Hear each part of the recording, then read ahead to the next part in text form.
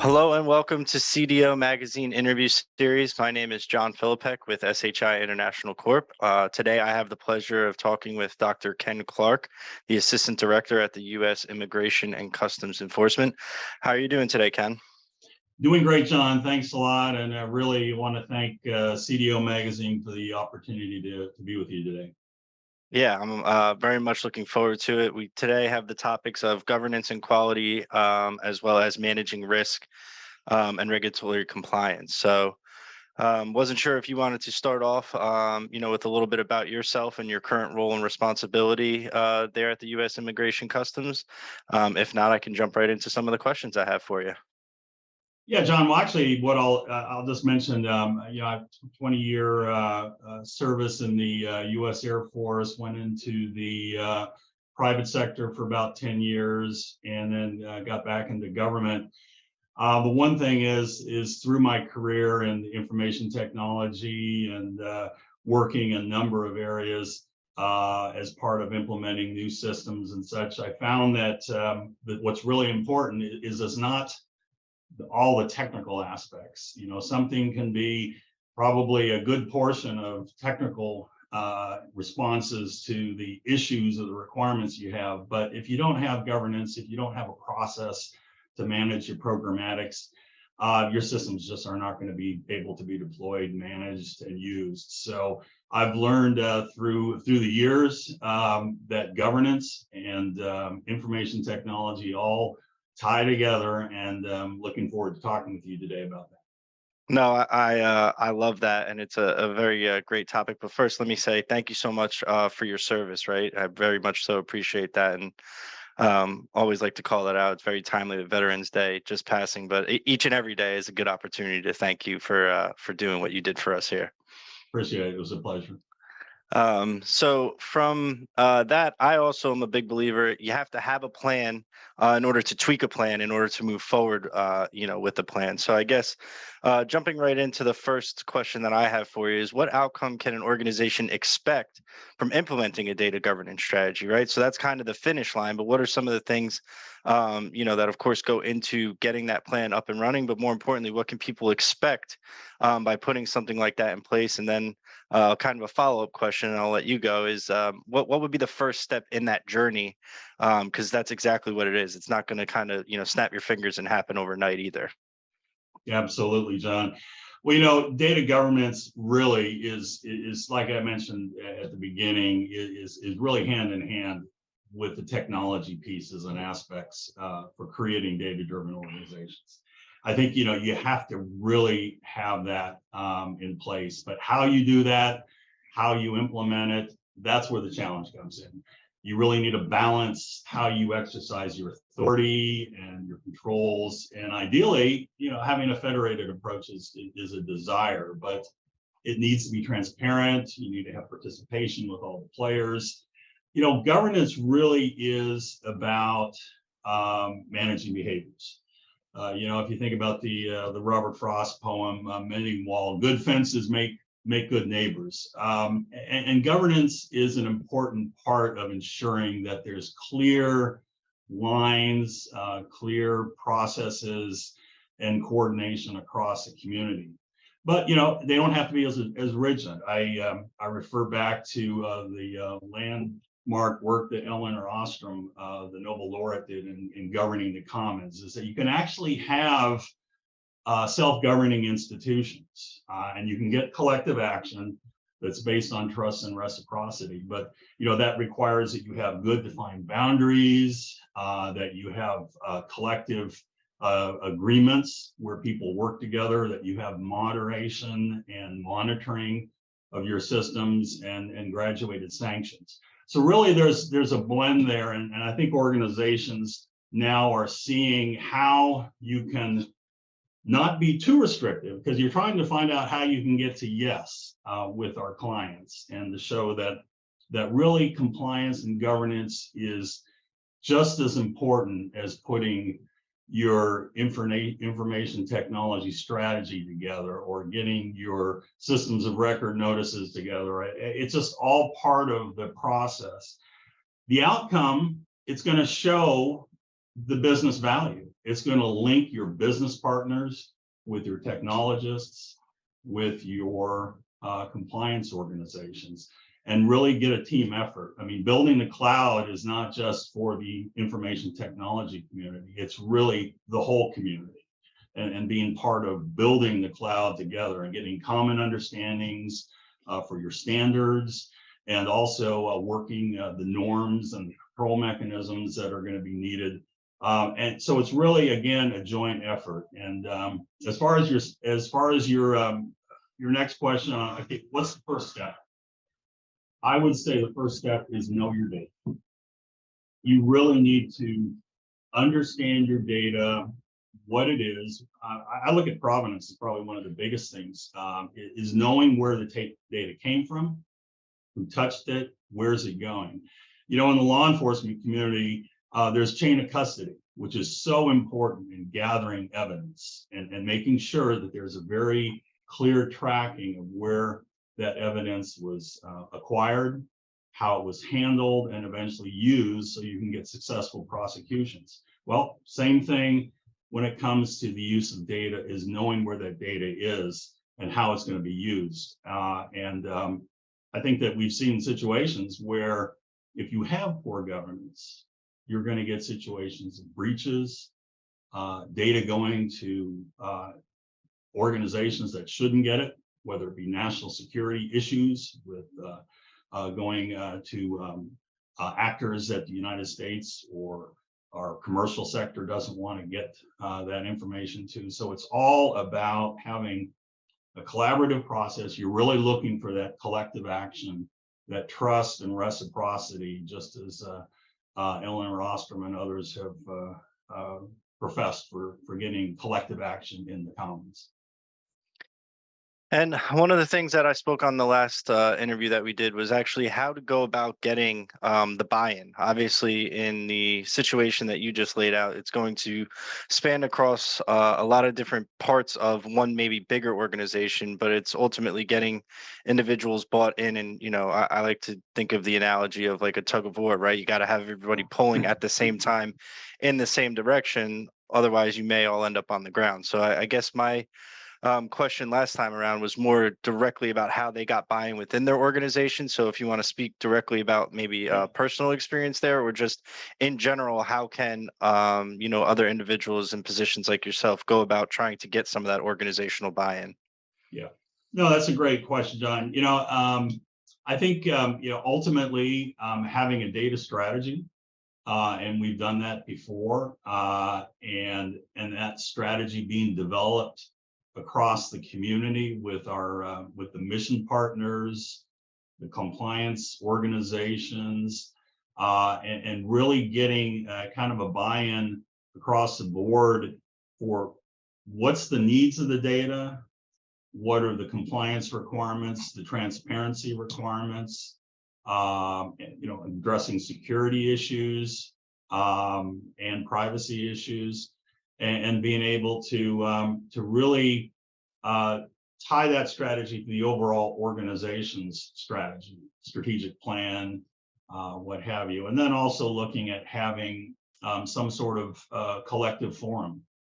You know, there are data governance boards, configuration control boards, you know, and, you know, again, how you establish those boards is important, but making sure that it's something that's very collaborative and horizontal in nature, as far as, you know, where everybody has an opportunity to weigh in, and striving for self-governance, really, is because that's what's going to be lasting from an institutional standpoint. Institutions providing the rules of engagement and controlling the behaviors, or getting the behaviors that you're looking for. But the way you do that is through the collaborative organizations that you establish, whether they be a formal data governance board or compliance board, but then still having your strategy and your corresponding implementation plans to help that collective action, that direction of where you're going to implement your data-driven organization. It's almost like having individual light bulb moments for all the different people on top of the different business units trying to get that buy-in. And that's, like you said, what'll be lasting more than any actual formal plan put in place, right? It's more about the what do they say? It's the Jimmies and the Joes and the X's and the O's, right? In a football term. Yeah. Um, so moving on then to more of a framework question, right? What would you say is your ideal data governance framework, and does it vary based on? I know you've bounced around to a couple different organizations at this point, but mostly the footprint there on the Homeland Security side of the house. How do you feel different organizations can go about kind of setting up that framework? I know you've mentioned obviously getting the buy-in across the board, having a plan in place, but is there different tweaks you would put on it based on different types of organizations? Yeah, I think, John, first of all, what is a framework? I mean, you look at a framework as, things can be very complex out there, but how do you get them into some sort of structure that's clear and understandable across the community? And, if you look at in many communities, that we have housing communities, people go there and they go in and they meet the builder, and the builder has the models that you can choose from, and you can essentially pick how you want your house to look. I mean, my 3-bedroom and 4-bedroom house it has a common structure, look and feel that others do, but again, I may have a patio, and you may have a screen porch, and the bathrooms and kitchens may be different, but ultimately the framework itself provides a common understanding that of how our houses look. Well, the same thing with data is, data can be so very complex. When you look at, we talked about the cloud and needing to be involved with how the data is getting in and how it's going to be shared and used, and it can be very daunting. To not only, it may be something that's second nature to if you're a information technology professional, but talk to a business owner about the cloud itself, or the data warehousing, or what have you, and it could be very daunting. And that's why having a framework with, and in many cases, that framework's going to have areas that are of particular interest to certain members of the community. I think one of the frameworks that I see as being very mature and comprehensive is the Data Management Association International, their data management body of knowledge. I mean, it shows, essentially 10 components across the board of areas that are part of that framework. Again, I mentioned the data warehousing and data integration.